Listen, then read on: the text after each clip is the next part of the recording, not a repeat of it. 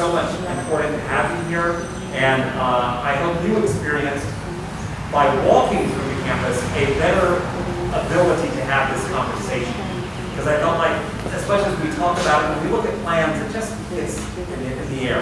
But when you walk the space, you suddenly go, oh, okay, now I know what we're talking about. But to that end, your principal, Robert. Center, but it also doesn't work well for collaboration and have that flexibility that we want in our spaces. And so we really think about how do we create flexible spaces. It's not about, oh, we need a makerspace or we need this. It's not about bells and whistles. It's about flexibility so we can meet the developmental needs of our kids around collaboration, but also developing that independence as learners. When a teacher's in front of the room and it's an adult-centered classroom, kids are dependent on that adult. And we really want to create spaces where kids feel that they can naturally collaborate and don't have to move heavy tables across, across the floor and not scratch the floor and not make too much noise. And so we want to create those spaces. And that's really when we think about our science room. We do wonderful work in our science room. But it's ultimately a very limited science room. Things are fixed to the wall, and we have rows in the middle, and we do our best, and we have amazing teachers, fortunately, who really engage kids through lots of labs. But if that's what we're going to want to do, we want to create spaces that kind of match that. So whether that be our library project, or the 6th grade commons, or a new STEAM building, that's kind of threaded through that spirit of collaboration, flexibility, and meeting the needs of holistically at the campus is a little unknown. Can everyone hear me okay? And creating a historic resources inventory for the campus. Delve into eligibility and period of significance. So essentially when we look at built resources, we want to understand why they may be eligible, what level they may be eligible on, and where in time that period of significance comes from. So then, after setting everything up, we will display all of our findings, and we found ultimately a potential historic district, which some of you saw the signs outside of the map. We'll go through which buildings are included in that, delve into eligibility and period of significance. So essentially when we look at built resources, we want to understand why they may be eligible, what level they may be eligible on, and where in time that period of significance comes from. So then, after setting everything up, we will display all of our findings, and we found ultimately a potential historic district, which some of you saw the signs outside of the map. We'll go through which buildings are included in that. We'll also take a look at local and state inventory, so whether something has previously been found individually or collectively eligible. We then complete a field investigation, so that's once we have a better understanding of construction chronology, architects involved, significant events. We'll actually walk through the campus and take a look at the integrity of buildings. So integrity is essentially just if that building conveys its significance and looks like it did at the time of service. So have they added a huge addition, demolished one wall, expanded, all of those sort of things affect integrity. So does it look like it did at the time of its construction? And then finally, we review existing conditions and write down an integrity analysis and come to our findings. So this is an example of one of the resources used. It's a Santa Monica City School annual report. This specific one predates this school, this campus rather. It's from 1929, but that's the kind of resources that we need. So then, process and methodology continue. We would develop histories, and so we want to create really a robust context in which we can understand the development of the school as it compares with other schools in Santa Monica, in Los Angeles County, Southern California, and in a greater national context. So in order to do that, we understood the history of Santa Monica, the early history, the American period, colonial period. We then set out the context of Santa Monica, how the school So we looked holistically at which buildings and which schools were built during each different decade. So essentially, when Santa Monica School District was founded, what schools were built, where were they located, how were they constructed, what were some architects.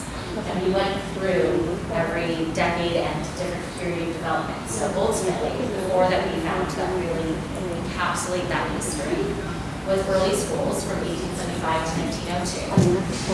Unification and expansion. So this is when you see a lot of those really large masonry, two-story, a lot of revival style buildings. Innovation and reform. This is period is pretty much cut by the Long Beach earthquake, 1933, which I'll go into details about. And then post-war modernism. And those are schools that were built after World War II. So we look at the development of each school individually. So in this case, we looked at John Adams. And we also looked at the architectural styles, architects, and design professionals. So I'll be mentioning a few of those as I go through the presentation. Building new school, and they really wanted to make it seismic, retrofitted, something that would withstand earthquakes and also would reflect the new teaching ideals of that period.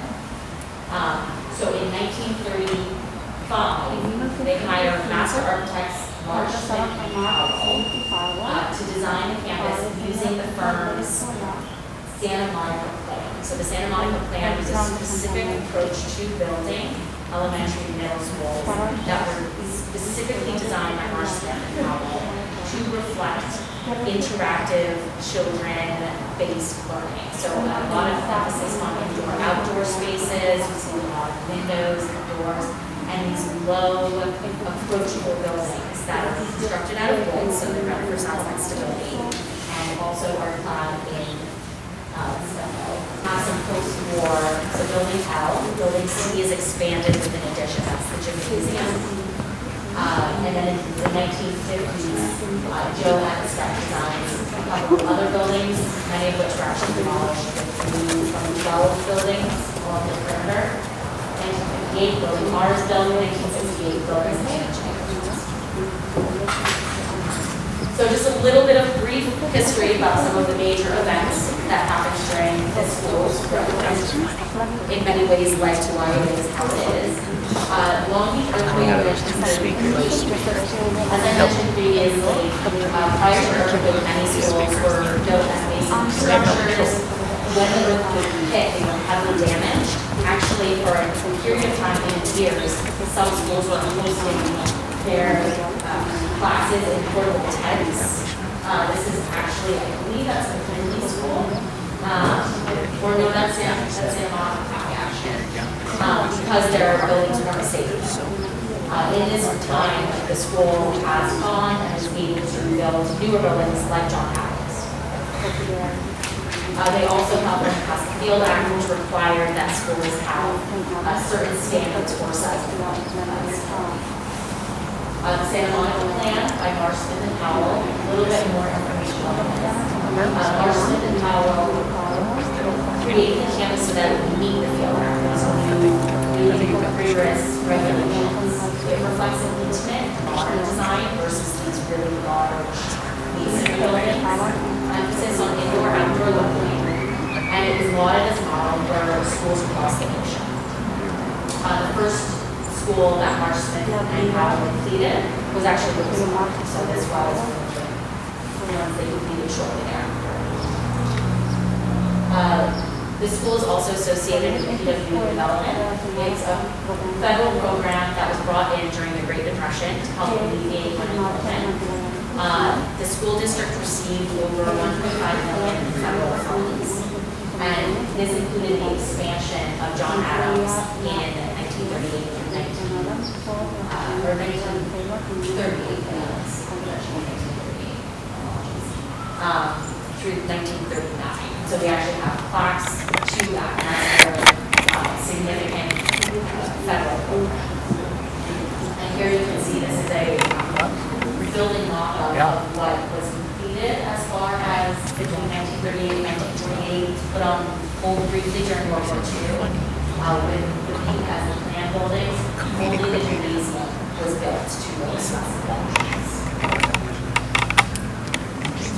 So we ultimately found the campus eligible as a historic district under two different criteria at the state, local, and national levels. Criteria A is associated with significant events. So period of significance is 1935 to 1948. And this is because of its association with the Long Beach earthquake, with the rise of cohesively designed campuses, PWA involvement, and it reaches into 48 because that building C was created as it was originally designed in the 30s. We also found it eligible under criteria C at the national, 3 at the state, 4 and 5 at the local, which is in regards to architecture. So essentially we found it eligible for the PWA Modern style buildings, as well as because it was associated and designed by large Stephen Powell with the innovative Santa Monica. It's really a precedent-setting school with functional teaching spaces, child-centered buildings, and plentiful outdoor spaces. So these are the buildings that we found to be contributors to the historic district. There are 9 total. There are also 5 site features, so those are outdoor spaces, and 3 additional features. So those are such things as, in this case, we have 2 signs and the bronze plaque. Now, to give you an overview of that historic district, the green buildings are contributors, and then we also have the contributing features marked out. So it's important to note that these 4 spaces, the quads that we found to be significant, partially because of the spatial relationship between those wings. It's really the spatial relationship rather than the landscaping that's significant. We also found the quads that front the campus as significant because they create that public viewshed of the school. So here are some photographs of those contributing buildings, which we've all had the chance to see earlier. Building C, and north and south, P, Q, S, T2, V is also a contributor, southwest courtyard, northwest, northeast, and southeast courtyards. We also have the 16th Street quad that was during construction of this building. John Adams sign, which is when you immediately come in, it's right there. The Boys sign, which is on the gymnasium on building C, as well as the PWA class. So the next steps, now that we have this holistic sort of historic district, incorporating and reusing rehabilitation in planning efforts, and incorporating Secretary of the Interior standards for the treatment of historic property. These guidelines help us deal with historic properties so that we're sensitive to their history and their integrity. And then ultimately, this will be used to inform future planning, design, and environmental review. So with that, I will hand the presentation over to Rick.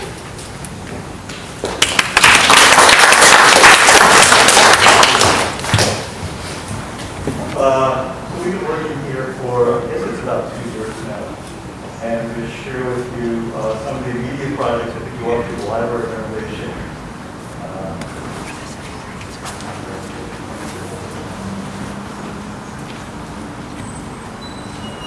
But anyway, one more this point.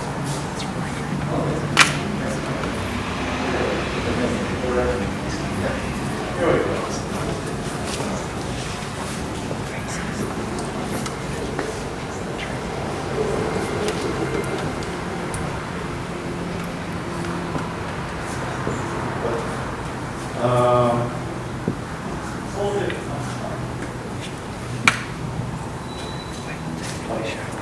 All right, so we're going to take you on a walking tour around the campus. We designed, I think, 12 projects that are going to be realized over a number of years. The first project, which is within the historic district, is the library interior renovation and a tiny little expansion to a little courtyard that we would capture and make it part of the library space. The projects that we're going to share with you are much focused about the outdoor spaces they are as new buildings.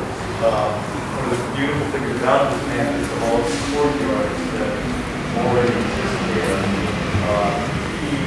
view, and this one here that we call lovingly the linear courtyard. And one of the things we've learned over COVID and things we knew before was the importance of outdoor learning opportunities. And the layout of this campus really just lends itself to that. And we'll share with you some projects where we're really going to take advantage of the basic bones of the campus. This again is looking at the library. This right now has trash cans in it, and it's been soft, and it's just kind of an unused space. So we're going to put a few stairs in here and create an outdoor deck out here. It's kind of a theme you'll see throughout a lot of our projects where we capture unused outdoor space, create new big openings, big garage doors that connect the inside and the outside. And instead of building more building, we're painting the buildings other than introducing these openings that connect the inside and the outside. And then this is a view like right when you walk into the campus and you look to the left. So this would be the center of the 6th grade cohort. So it's a really welcoming space. All the classrooms open up to it. Lots of shade, lots of good places to sit. Really made it very easy for a teacher to take your class out there or send a group of kids out there, really take advantage of these spaces. The next project is the 8th grade courtyard. Again, it's a beautiful courtyard space. I don't think it gets used very much. It has 3 enormous trees in there. So again, it's largely a landscape project, this one, taking advantage of the existing 3 beautiful trees, adding enormous ficus trees out there, which we're going to keep, just because they're really important in terms of shade. They do a number on the paving and the concrete, so we'll try to find a way that's a little bit more flexible and and then this is just a concept idea of redoing all the planters, redoing the paving. Homage to John Adams here, that's all. And it's really the heart of the campus. And then this is a view from the main quad looking back at the steam building. So you can see the stage and the projection of the steam building, the gardens, so it's that L-shaped space that opens onto the quad. Really closes it off and really embraces that courtyard.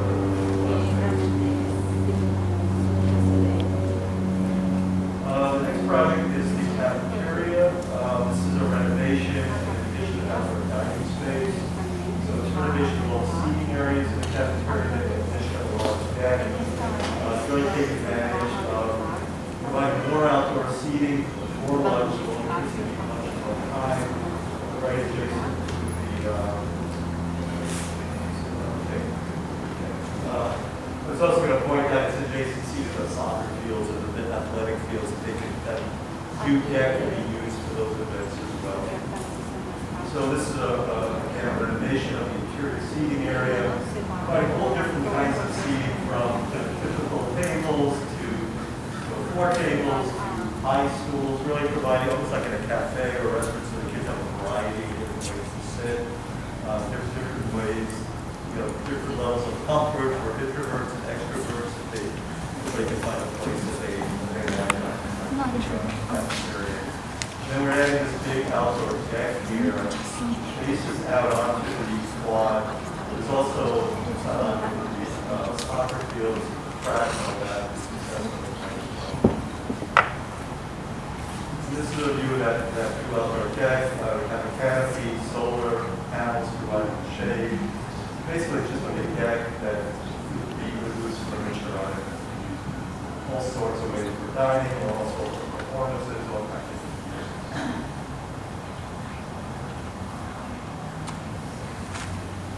And then this is the whole thing. This is really where it goes. So, yeah, so that's just, walking through it. This is most of the project, which right now we're doing the library, the other projects will come in for phase. Julian. Thank you. Julian Monica-Malibu is our entitlements consultant. We'll talk about our California the action. Go to the next slide. So it's a red from in-depth 2-hour lecture. The next step for the project is, they're just going to go and work on design of that first phase library building, and he's going to be working with our historic consultants to determine if there's any impacts on the historic resources, determine whether the projects and phases can be compatible with Secretary of Interior standards. And then we also have our CEQA consulting team looking at the existing information and doing the groundwork for their studies. So they're gathering data on the potential construction impacts and environmental site assessment is any potential for release of hazardous materials that might occur during construction or operation or things like that. Also things like noise studies, lighting studies. So all of these are ongoing right now as we work in some of these days. We believe, based on your experience, that the document that will be produced for this campus is an initial study with a mitigated negative declaration. And we anticipate the release of that document will probably be late spring, early summer of this year. And that will include It's all a process. So nothing is done, nothing is finished, nothing is, we're nowhere moving forward with the library project. The board said, keep designing, but still we have to do the sequel process. We have to work with our historic consultant to work out what we're doing with that building. And also the campus plan is still developing. So knowing we're in process, we'd like to know if you have any comments. Would anyone like to say anything? When that process is happening, that's also something we're doing as a maintenance project. So the question is, are we planning to upgrade and modernize the bathrooms? We did a lot of work on the restrooms all across the district, particularly at this campus, where we went in, we cleaned, scrubbed, changed a lot of the fixtures, changed a lot of the things. That's already happened. And we have some plans as part of this. Maybe we'll add bathrooms in some of these projects, and others will be doing more modernization. Yeah. Parking lot, we put in a few relocatables that went away. They were just there for swing space. The field improvements. This doesn't include when college paid for the new field. Performing Arts Center, which, seismically, we had a problem with that in 2014. 14 was when we had to close it. It took us a number of years, but with the help of Measure ES and SMS, and also the college, SMC, who put in $20 million for constructing an even nicer auditorium, we were able to do that. We've done the gym floor replacement, the roof, the synthetic turf replacement. After 10 years, we had played the heck out of that field. And so that field gets our field turf people say that field gets more use than almost any synthetic turf field anywhere in the country. We play it, and after 10 years, it was time to replace it. We did our 2 HVAC projects, which included fire alarm. We've done our new furniture in a lot of buildings, 21st century furniture, and we finished most of our safety security, which includes bell clock, public address system, cameras, our Raptor system, and intrusion alarms are on their way. But then we asked the question. So a lot of things occurred. We've done a whole lot. I mean, there's been we had a good bit of bond money, and we moved it through. We've really already refreshed, but just for educational purposes, there's more to be done. The question was, in the things that we've improved, how are the students feeling about what we've done so far? And now, thank you, God. I think let's start with middle schoolers are hard to impress. They see things like the field. They notice the turf being replaced. They notice the gym. They notice the furniture. Every classroom has new furniture, and you would think that would be just like an easy thing, and there was a lot of energy behind new furniture from the staff side, but the kids. I think the kids really liked it, and it goes back, I think, to that flexibility piece where they can do things. Like, for example, for our VB classrooms, we call them the 80s. I don't even know what the real name is for The 80s. The 80s. We call them. There's a letter associated with those. But by the student store, they're new classrooms, and they're beautiful. They have these beautiful poured concrete floors, and they're gorgeous. But they're still like these heavy desks in rows, which are very different than the rest of the school. And so I think that's been really nice, allowing us to create creative spaces. in that way. This space we've used in different ways. We've used it for classrooms, we've used it for COVID testing, we've used it for performances. I will also say when the building was painted, what a difference that made. Even the kids noticed. They didn't know what it was. They couldn't quite put their finger on it. You know, it's like, did you get a haircut when something's new about you? And they did that. And Berliner was very helpful with that, picking out colors and helping us through that process. But like those cosmetic pieces, and then every classroom, with the exception of the BB classrooms in the 80s, have new furniture that just provides a different level of interdependence, collaboration, kind of really puts the focus on that. So those have probably been some of the biggest things. When they do see the theater, though, they lose their heads. When they walk in, they lose their heads. They just cannot believe it. And so that's it. The campus really looks good. I think if I started here 12 years ago across the street, and I just think about what it looks like now. And I love some of the old pieces that we still have. I love hearing about the historic, district that we have here identified. Spaces. Could you talk about how important that is to, particularly this group's educational experience? Yeah, I mean, so we just did, if any of you were at the board meeting last week, one of our teachers presented project-based learning. Project-based learning doesn't mean you have a bunch of supplies and things and do things. It's about different entry points for a prompt, for a task. It's about making it relevant and engaging, and ideally that it instills the kindness and connectedness and compassion that we're trying to do here at the school. And so having, I just go back to flexibility. Isn't about I think makerspaces had this kind of buzz about them for a while, and it's really about that we are, one, broadening our sense of what we value here around student learning. That it isn't just about who gets it the quickest, who can read the fastest, who's the quickest with the numbers.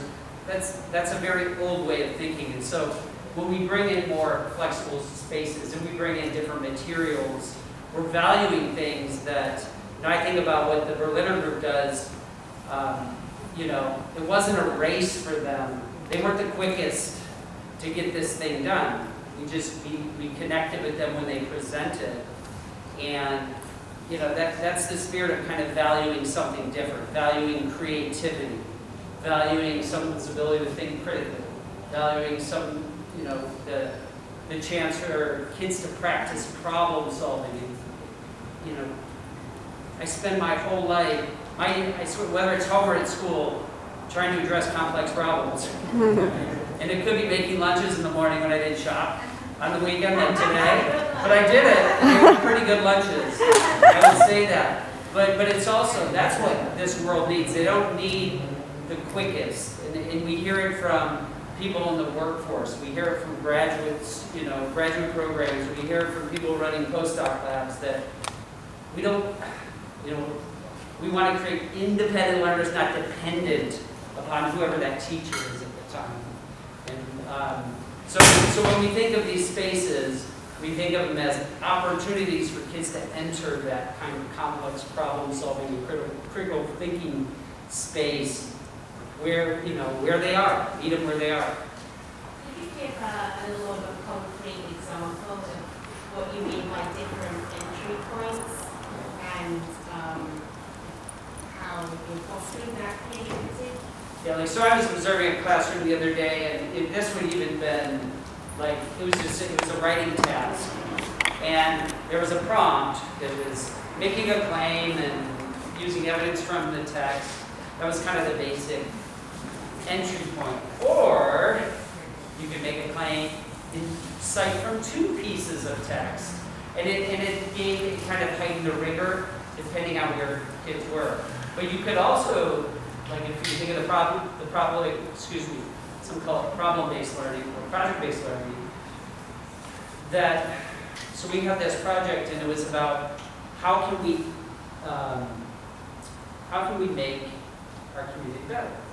And so it was really taking on what are some of the social problems that we're dealing with. And so it was everything from how do we support our LGBTQ community to supporting our homeless community or those who didn't have housing instability to creating an anti-racist system. And so some of that entry point could be around what's relevant to you and what's relevant around you. And not just, we're all going to solve problem X.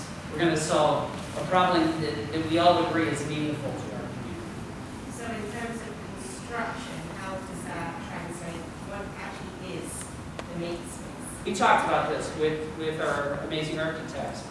That was kind of on one of the plans, and we said what we'd really like is a space where kids can collaborate in the library in kind of a more, where they're not, you know, in the middle of the whole thing and people are trying to work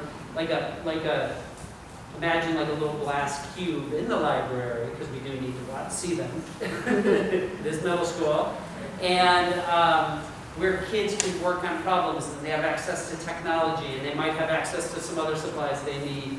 And so, and if you look at the new STEM building, it has the same thing. It's got workrooms in between classrooms where you might even have, you know, in an ideal space, you might have kids from different classes and different disciplines working in a common space around a problem, rather, oh, we're not just solving a math problem or a social civic problem, we're bringing those two together and solving them together. And so creating these kind of collaborative spaces is really more important than having a bunch of scissors in a box and a bunch of this in a box and a bunch of that in a box. Like those are, if you have someone dedicated to that, I think that can be really powerful. Like we'll have our engineering teacher up in that STEAM space who would have the thing that looks most like what we're thinking about in makerspace. So access to a lot of different materials, which, you know, if you're saying we're going to solve this problem or answer this question, your materials, like that's a great thing in an engineering class. But then there's also, what about just your everyday science class, your everyday English class, everyday social studies class? I think the project-based learning and the idea of problem-based really flows to all sorts of different types of learning and different types of subjects. And I mean, I have to say my entry point in it, you know, I found myself working in the theater because in my high school, the only project-based learning that was happening in my high school when I was my age was building that set, designing that thing, painting this. And that actually helped me go into and understand mathematics and physics in ways that I was not doing because that was all that was there. And a lot of I think because we're that shift to student-based learning, by having this sort of project or problem, it feels like in middle school and high school where we might lose some kids. There's that, you know, there's the kids who are great at academics, they're going to be fine. You know, there's others, you know, but there's that middle group that but if you gave them something physical, something connected to their life, something connected to solving something, you know, sometimes just give them, you know, the hammer to put something, you know, or the saw, or that connects a certain group of kids that we might lose otherwise and get disinterested in this educational thing. So, I mean, so I think it's about creating a lot of opportunities. And engagement. Like I think that this was even 10 years ago when my oldest daughter was here. They had summer reading and they had to report back on the summer reading. And you had some options. You could do the boring old book report, which is fine. Some people like doing the boring old, you know, I might, because I can do that in my sleep. But she was one of those in the middle who's just like, she's super creative and entrepreneurial, and schools aren't always feeling that way. But one of her teachers gave like 5, so this is the answer. Give like 5 options. And one of the options was you could create an animation. And so she did an animation telling the story of that. What was it? It was S.E. Hidden. That was Mrs. Now. Was that? No, it was one of the other ones, but I think that was Mrs. Now. And she did the coolest thing that she created this animation. We didn't know she was doing it. She created it on an iPad. And then she brought it in and the class cheered and had her do it again, which historically it's like, who's got the prettiest book report? And we value that. It's done the quickest and there are no mistakes. And that's just not, well, that's not what this world is. I mean, those are